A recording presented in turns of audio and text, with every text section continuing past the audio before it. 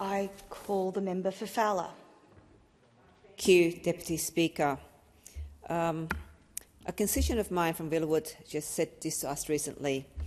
I don't want my community, and especially our kids, growing up thinking gambling and sports are inseparable. He's a father. He coaches his son's junior side on Saturday mornings. He is not an activist. He has never lobbied a politician in his life, and he came to see me about something else entirely. But he needed to tell us that. He was asking for his son to be able to watch a game of football without being taught and ad by ad that betting is simply part of it.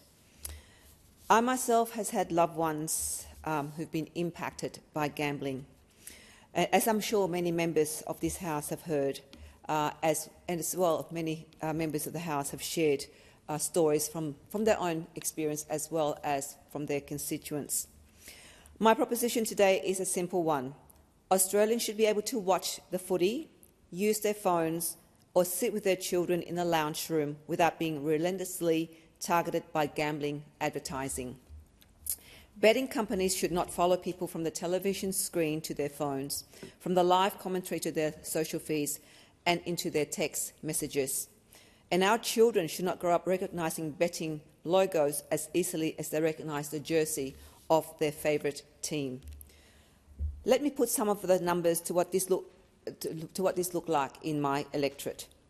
Fowler has long been the epicentre of gambling harm in this country. The profits flow to the wagering industry. The damage stays on the doorstep.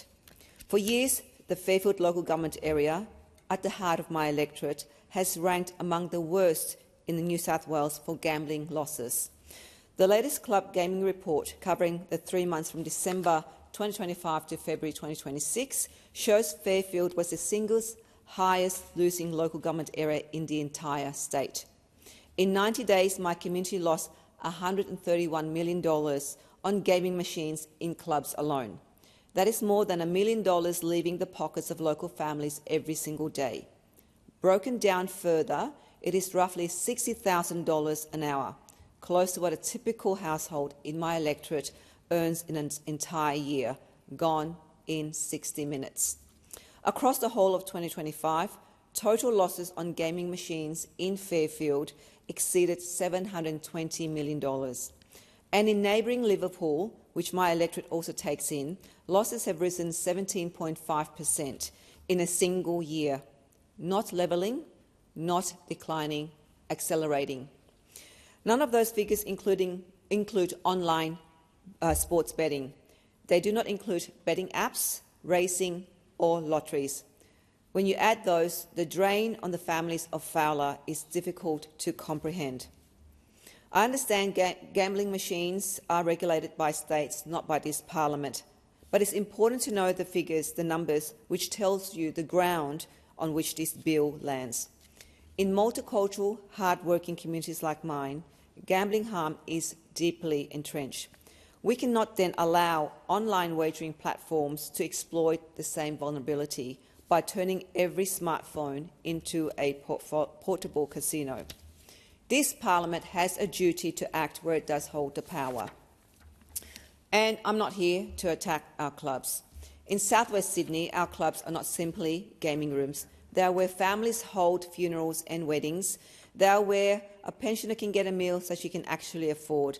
They are where our kids play sports, where community language groups meet, where new arrivals find their footing. Many of the people I represent are employed there. So I will not stand in this place and pretend that that is nothing.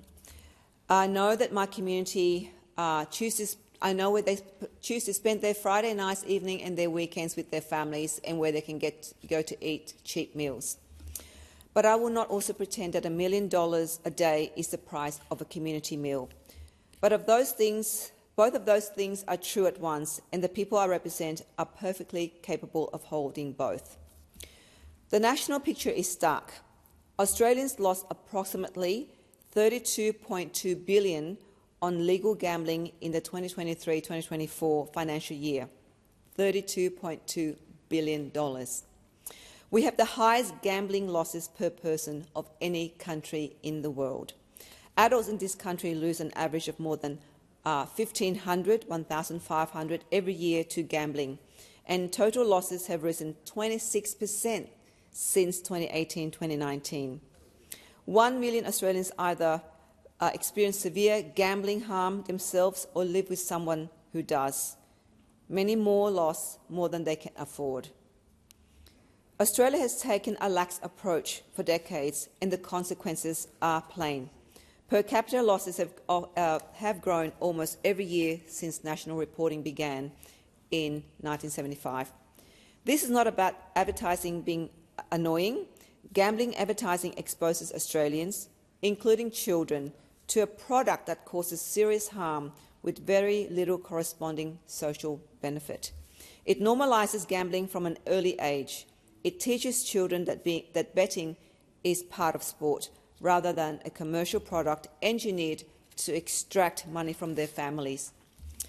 The Grattan Institute and public health experts have made the point that gambling products are uniquely addictive, and I think we've heard often in this House and many members about how those products are designed to make it very addictive, which is why we must move past the idea that this is solely a matter of individual responsibility. The traditional responsible gambling framing places the entire burden on one person, while ignoring the extraordinary imbalance between a single consumer and a multi-billion-dollar industry armed with data, algorithms and marketing. We learned this lesson with tobacco. We did not ask individuals to resist cigarette advertising through willpower. We recognised the risk and we restricted the marketing. That brings me to this bill before us. I acknowledge the government's intention to begin addressing this, but this bill falls short of what is required. In 2023, the Murphy report, You Win Some, You Lose More, gave this parliament a clear roadmap. That bipartisan inquiry produced 31 practical evidence-based recommendations. The bill before us adopts only 3 of them, just 3 out of 31. First, the advertising cap. 3 ads per hour between 6 a.m. and 8:30 p.m. still allows very significant exposure, because that is peak time. 3 ads every hour all day means children continue to see betting woven into ordinary sports viewing, and it leaves peak evening viewing unaddressed. We should be honest about what happens when we leave loopholes. Previous restrictions during live sport did not end the saturation. Companies simply found other routes to the same audience. A partial ban risks pushing advertising into direct marketing, inducements, social media, streaming and targeted messages aimed at people already in trouble. That is why Murphy did not recommend a cap. It recommended a comprehensive ban across broadcast and online media phased in over 3 years. A phased approach gives broadcasters and sporting codes time to replace that revenue as they have adapted before. Sports will survive without gambling ads. Families in Fowler have already waited long enough. Second, the racing exemption. By excluding horse, harness and greyhound racing from the definition of a sporting event, a substantial share of gambling advertising remains untouched, despite racing being a major source of harm. Third, the timeline on stadium and uniform branding. Allowing those arrangements until late 2031 means another 5 years of children seeing betting logos on the teams they love. 5 more years is a childhood will be still exposed to that. Fourth, age verification.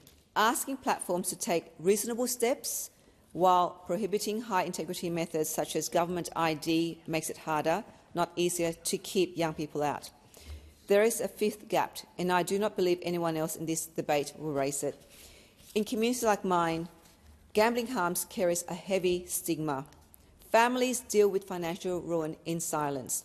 People fear judgment. They hide losses from their partners, their families and loved ones. They tell themselves one more bet will fix it. By the time anyone asks for help, the damage is done. Now add this to it. In Fowler, more than 3/4 of people speak a language other than English at home. Our gambling help services, our self-exclusion register, our awareness campaigns, they're built in English for English speakers. A Vietnamese Australian grandmother, an Assyrian Australian father or grandfather, a Khmer Australian in Cabramatta, Canley Vale or Liverpool cannot ask help in a language nobody offers in it. No, not one line in this bill addresses that, and it should. There's one more thing we can do. We do not do. We do not count. There is not a single published figure for what my electorate losses in online wagering, not by council, not by state, not by this parliament. We meticulously count every dollar loss on machines. The online industry we do not measure at all. We cannot properly regulate what we refuse to count. Alongside many on the crossbench, I believe this parliament should aim at the full version of the Murphy report. 1. A phased, comprehensive ban on gambling advertising across all platforms. 2.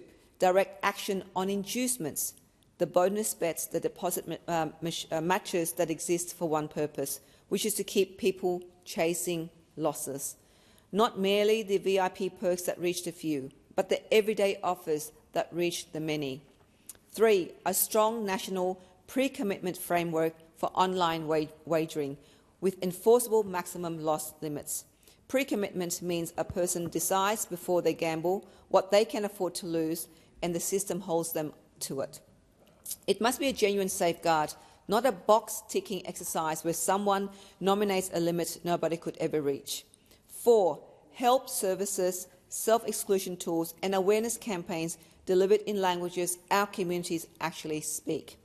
And while machines remain a state responsibility, the Commonwealth has a clear duty to bring states together and pursue national consistent mandatory pre-commitment.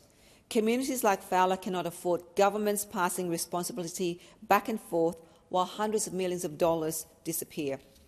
Deputy Speaker, television network and sporting codes can adapt. They have adapted before and they will again. The families in my electorate have less room to adapt. Median personal income in Fowler is about $520 a week. 46% of renting households are in rental stress. This is money that was meant for groceries, for school, shoes, for a bond.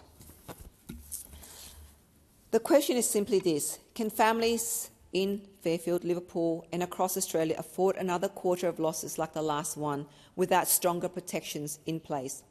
I acknowledge the work of my crossbench colleagues in this House and in the Senate who have pursued these reforms with clarity and persistence. I will support every amendment that makes this bill stronger because my community cannot afford another decade of incrementalism. But I want to be honest with the people I represent about what this bill will not do. It will take some advertisements off some screens. It would not take millions of dollars a day out of Fairfield. They deserve to be told that plainly.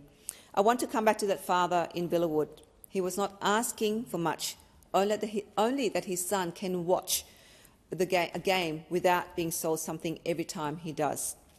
That is not a lot to ask. This parliament should be able to deliver it. So if people, I just want a message, if gambling is affecting you or someone that you love, I'd please call the National Gambling Helpline. The number is 1-800-858-858.